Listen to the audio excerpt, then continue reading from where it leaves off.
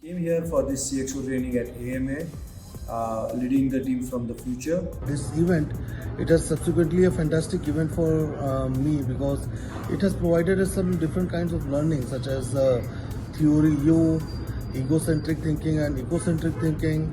It was interesting to learn various concepts like deep listening, understanding stakeholders' view. We must listen deeply to the clients, to everybody, so that they can open up to us. Better understanding is only through listening and the way we get connected with people. Two very powerful technique.